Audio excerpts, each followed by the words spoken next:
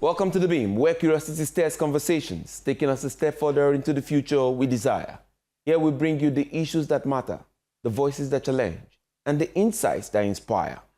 I'm Sunas Nathaniel, and now before we get into today's insightful conversation, let's bring you your quick tech updates for this week. Stick with us. It promises to be highly informative. We'll be right back. Hello and welcome. Here's your quick tech update for the week. President Bola Tinubu has permanently scrapped the 5% excise duty on telecom services to ease the burden on Nigerians. The Nigerian Communications Commission Chief, Dr. Aminu Maida, announced this decision in Abuja, noting that the level would have raised call and internet costs. He further revealed that the Ministry of Communications will also review telecom policies to reflect today's realities and support new trends in the fast-changing sector. Staying with the NCC, the Commission has advised Nigerians on 9 simple ways to reduce data use amid rising complaints of fast depletion. While dismissing claims that operators are siphoning data, NCC said rapid tech changes mean many users unknowingly consume more than they have bargained for. Tips include monitoring usage, using Wi-Fi, disabling auto-updates, restricting background data, downloading offline, caching, turning off GPS, enabling data saver, and rolling over unused data. Meanwhile, Nigerian startup Immortal Cosmetic Art has unveiled the Ubokobong Bionic Arm, a functional perspective designed for black skin tones and powered by muscle signals. Developed over 3 years, it evolved from cosmetic limbs to advanced realistic prosthetics. Though yet to be launched, it has already attracted global interest from the US, UK, Australia, and Ghana. In the meantime, projections have shown that global tech spending in 2025 will miss the $6 trillion mark following hits by US tariffs and geopolitical tensions. The slowdown is forcing companies, including in Africa, to rethink long-term investments in large-scale technology projects. In a different development, a new analysis warns of an AI investment bubble as Google, Amazon, Microsoft, and Meta plan to pour $750 billion into data centers. Yet, an MIT report shows that 95% of firms see no returns from generative AI, and experts warn that this overinvestment could trigger a crash before the golden age of AI arrives. Now that's a quick tech update for this week. Stay tuned for more cutting-edge news from the ever-evolving world of technology. I am Sunas Nathaniel. Have a very innovative week. Welcome back. Powering Nigeria is both a dream and a nightmare. Petrol and diesel generators strum on every street. Pollution clouds our cities and businesses bleed money just to keep the lights on. But what if there was a better way? What if clean energy was not just an alternative, but a necessity for our survival? Joining me now is a man who has dedicated his life to answering that question, David Adewi, visionary renewable energy consultant, accomplished business coach, and CEO of the DVS Reliable Energy. He has over 15 years in business and entrepreneurship, and since 2017 has led more than 800 solar projects powering homes, schools, hospitals, and companies across Nigeria. Mr. Adewi, welcome to The Beam. Thank you, Mr. Sones. It's nice to thank you. Yeah, it's a pleasure having you. Let's get right into the questions. It's a very important topic. Why are there so many Nigerian businesses that are still running on diesel and petrol and fuel when solar energy is supposed to be cheaper and cleaner? What is really stopping us from this switch? Well, I think solar energy is truly cheaper. And what I think is causing the issue is fear of change. Fear of change. You know, people, Nigerians, when we are used to an old method of doing things, old method of having, electricity, the whole source of power supply, and there is a new source, a new thing. The fear of change, I think, is one of the reasons.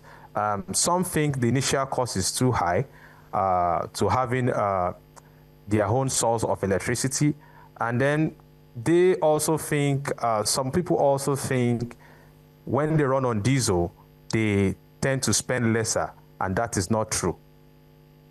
Thank you. So can we really trust, solar energy to power factories, supermarkets and hotels in Nigeria? Or is it just a PR talk? Basically, sometimes the things that happen and work in the West or in those very established nations are not the things that work back home here in Africa. Can we really trust them, to do the same work, in the same capacity? In fact, we tend to enjoy solar power at this part of the world even more than those places you have mentioned.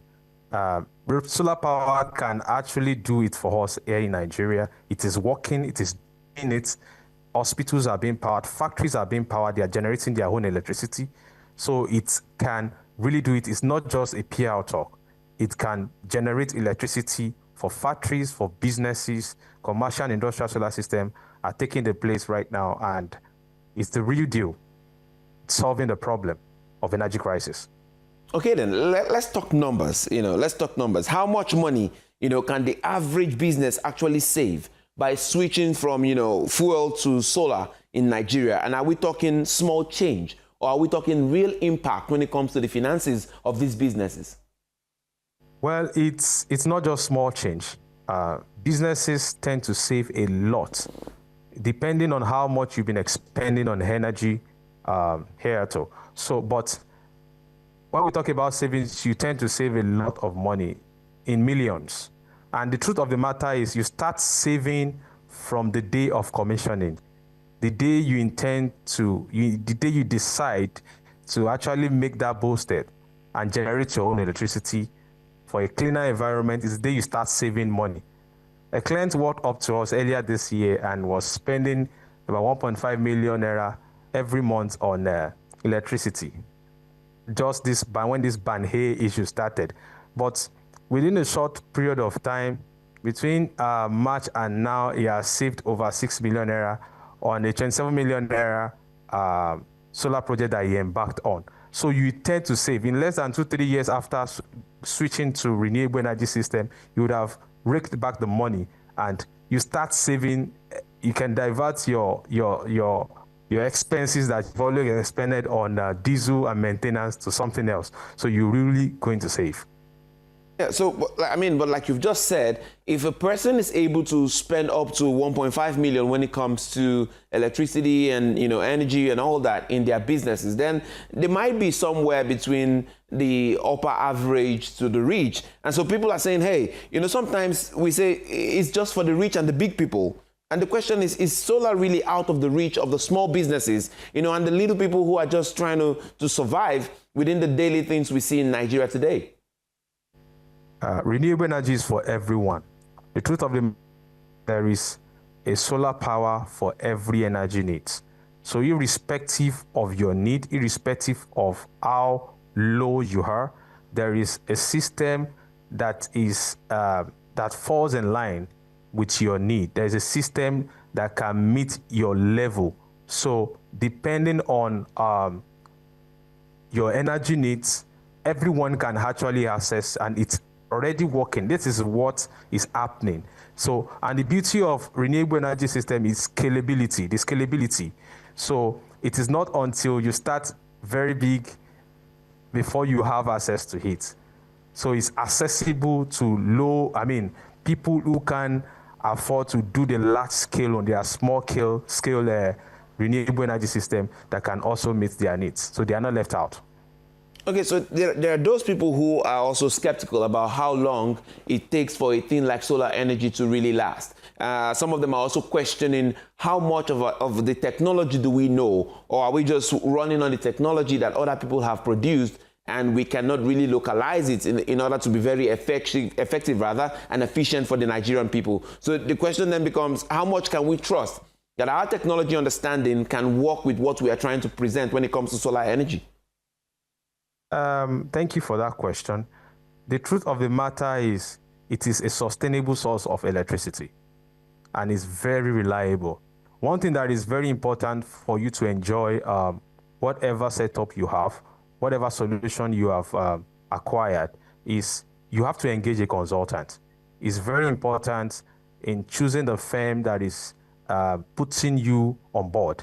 It's very important. When you engage a consultant, they will know how to help you acquire quality products. So when you acquire quality products, then you definitely going to enjoy whatever you, because for example, before the advent of lithium batteries pack up within 3 to 5 years, 5 years maximum. But today we have lithium-ion batteries that has 10 years warranty. And if you have 10 years warranty on a particular product, that means an average of 20 years you can still have your backup running. Solar panels last between 20 to 25 years. So it works. And like I said earlier on, in a place like Nigeria where we have high sun intensity, it works even better. So it is available. Ours is just to harness it. The products that you were talking about, are they locally made, or are they the ones that we import, basically, maybe from China or some other parts of the world? Well, as at today, production in itself are still not galvanized so much in Nigeria. So we still rely majorly on importation. But many of these things can easily be assembled here. Now we assemble lithium batteries in Nigeria. Solar panels are being produced in Nigeria. Fine, the raw products might be imported. So there are something we can bring in the raw materials and also just assemble here in Nigeria for the populace to benefit from. All right, let me take you on this question just before we get to our break. If you had 5 million, for instance, to invest in power for your business, should you really go for the solar tech, or should you really look at what is already working in the market, go for a generator, make sure it's something very powerful that can power your business? Which would you advise that somebody who has 5 million right now should really focus on? I mean, 5 million is a lot when it comes to this nation as we speak. So if one was to make that business decision when it comes to energy for business, what would you advise in the real sense? I mean, in real sense. I think in the real sense, you would rather have what will stop taking from you. The truth of the matter is, when you divert that 5 million naira into the purchase of generator, what you will get in the market is probably a generator capacity, a diesel generator capacity between 12 and 15 kVA diesel generator. And you tend to spend nothing less than 15, average of 15, if you run it every day, for instance, you tend to spend about 15,000 naira every day to run it on fuel. On a monthly basis, you spend close to 400,000. And when we talk about an annual expenditure, you will have spent close to 5 million naira. That is the almost or double the amount you've used in purchasing the generator. Whereas if you divert the exact amount to solar system or a solar power setup, the only maintenance you would probably have to do if you've engaged a consultant is probably just cleaning of the panels. So the cost of spare parts, the cost of fueling that will add up to the cost by which you have spent on the purchase of generator will not be there if you have gone for solar system. So let's say by next year, 2026, August 2026, you would have spent double of the amount you spend on the generator. And if you have used that on solar power system, that wouldn't happen. So definitely that answers that. You're watching The Beam, a place where the old is reckoned with, the future is interrogated, and power is held to purpose. Stay with us. We'll be right back. Welcome back. If you're just joining us, I'm in conversation with David Adewi, Renewable Energy Consultant and CEO of the DVS Reliable Energy. Today, we're just taking and talking solar panels, and we're talking it in terms of what Nigeria should be doing to move into renewable energy. Mr. Adewi, let's continue with this conversation, because we need to take it from just the businesses to how it affects the nation in general. And then the next question for me would be, government policy. How much is government policy aiding or not aiding, the transition to renewable energy and, to things like solar? How much are these regulations not helping, and how much are they helping? How much more needs to be done when it comes to regulation to see that transition is seamless and it comes fast? Personally, I'm looking out for policies, interventions from governments, like solar loans, grants that makes it easier, because energy bills is killing a lot of businesses, killing a lot of industries in Nigeria, and something needs to be done. So if government can come in with incentives, soft loans for factories, businesses that want to start generating their electricity, because dependence on the national grid has proven to be something that is not sustainable, because we only generate less than 6,000 megawatts for so many years for a country that needs close to 100,000 megawatts or even more. So if government can assist in loans, funding, grants for businesses to set up solar farms for themselves and produce more, create more jobs, increase our exports, it will be something good in terms of policy. For Nanny Housey, you do not need any approval for solar power system that is lesser than 1 megawatt. And I think hardly do we find factories or businesses that needs up to that capacity. But anything above 1 megawatt, you need approval from any house. So government can really assist by providing incentives, loans, soft loans to businesses to start generating electricity, because when there is power, there is more production. All right. I mean, still talking about businesses and scaling it to where the nation comes into play. Do you foresee renewable energy, playing a larger role in empowering, agri-businesses and the clusters in rural industries? Do you see that? Do you see it coming anytime very soon, boosting Nigeria's food production, those exports? How can solar be something that brings down the inflation and creates jobs in agriculture, especially the agricultural sector? How does a thing like the solar energy come into play to create such jobs, reduce the inflation, make sure that food is available? Well, it's a very interesting question that you just asked. Solar can really, really help Nigeria in the agricultural sector. When we talk about irrigation farming, this is a farming that helps you farm, seasonless farming.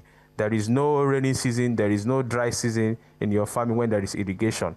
And when you can plant and farm at all times, that means more food. That means more food in the market. And solar power can run water system, boreholes that can make this irrigation possible. We talk about solar dryers. Now we have solar dryers that can make the processing of food more faster, safer, and neater. We have the whole school method, whereas people just spread foods. I don't know, when we go on the road, people spread pepper, spread food just to make them dry. But solar can really make food dry faster. When food dry faster, then you can do a lot within a short period of time. Cold storage. Solar can power cold rooms for food storage. If you can have something like this in every local government, that farmers can take their stuffs to solar dryers and dry faster, sell faster, then we can boost export, we can put more food on the table for Nigerians, and prices drop when people can farm at any point in time, when production of food has increased, when food don't get damaged easily, the way farmers are suffering with what renewable energy can do in agricultural sector. So it can really, really help in inflation, food inflation. Okay, it's good you're saying this, but basically we need to ask, why does it seem like, solar energy and, the renewable energy source from solar, from the sun, basically would always need a generator backup? That would be my first question, basically, when it comes to this angle of things. Why does it feel like you need to have that generator backup? And is this something that is fixable within a very short time? One thing that is very important is to know is, like I said earlier on, who you are engaging for your renewable energy setup really matters. Because there is what we call DOA, that is day of autonomy. These are days without sunlight.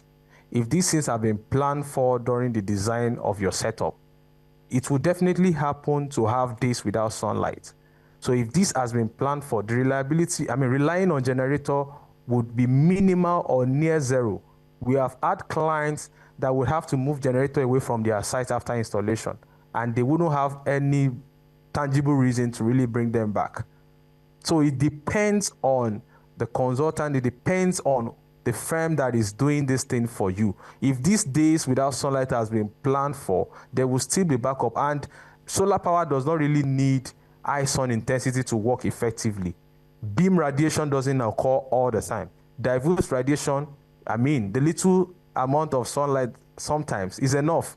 And studies have shown that solar panels even perform better at lower temperature.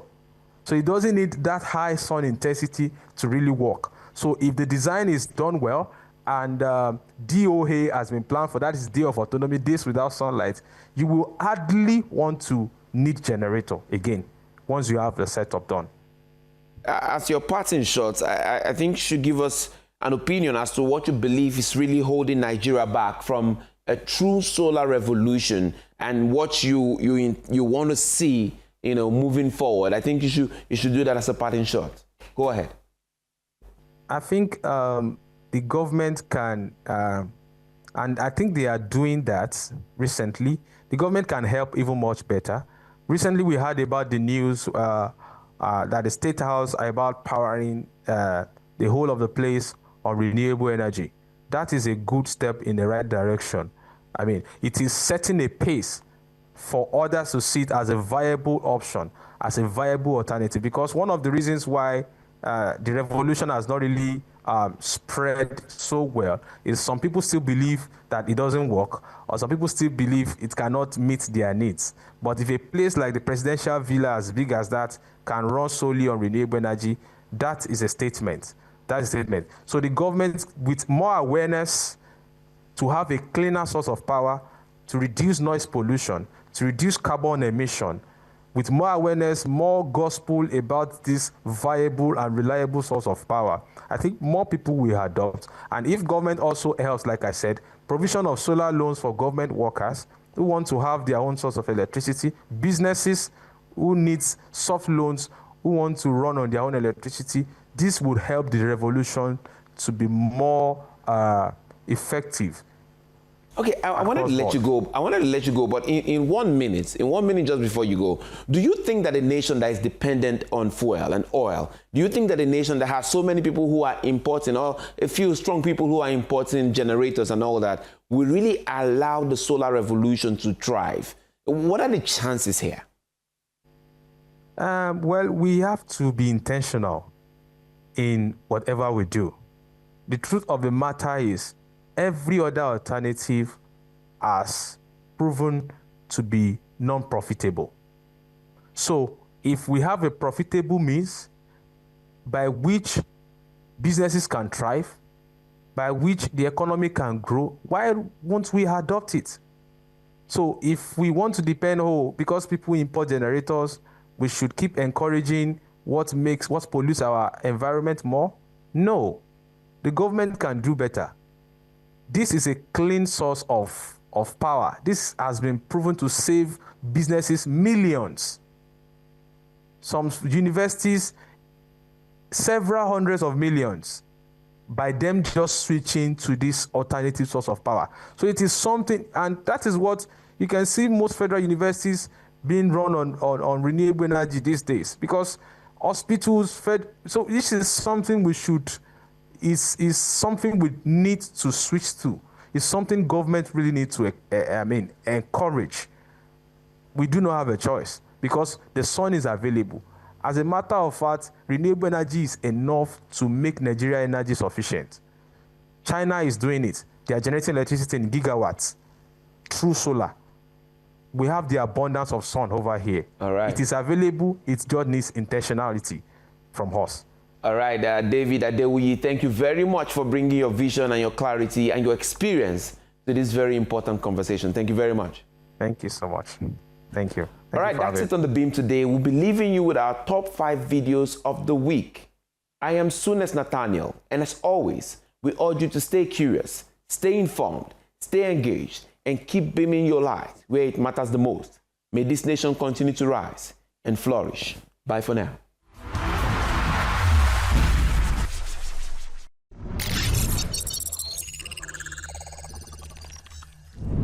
This week, we begin our countdown with a video in which South African opposition leader Julius Malema asserts that Africa's salvation lies in the hands of Africans, not in the hands of world powers. We want to build industries in Africa and process our minerals here in Africa. We've got the capacity. We must never allow the imperialist forces to divide us in order to take our minerals from us. We demand one Africa. We demand borderless Africa. Coming forth on our list, we see governors of the People's Democratic Party daring FCT Minister Nyesom Wike, even as they insist on a November 15 convention. In third place, Nigerian politician Dati Baba Ahmed warns that the next individual who should succeed Professor Mahmoud Yakubu must be one who is not an election rigger. That election, the results up to now are not consistent with the Nigerian constitution. Anyway, leave that. You ask me who I want is not important. I want a credible person.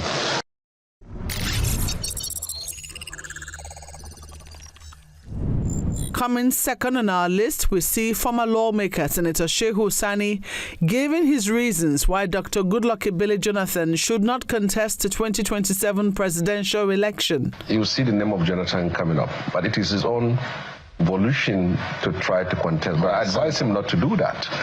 The reason for that is very simple. The PDP he used to know is not the same PDP now. The PDP in the Southwest are endorsing the president and some of his members of their party. They are in the coalition. So he is not going to be in the party that he used to know. So he shouldn't waste his time. In first place in our countdown this week, we hear Dr. Ngozi Okonjo-Iweala call for social safety nets after her meeting with President Bola Tinubu. So the reforms have been in the right direction. What is needed next is growth. We now need to grow the economy, and we need to put in social safety nets so that people who are feeling the pinch of the reforms can also have some support to be able to weather the hardship. That's it in our countdown today. Join us next week for more.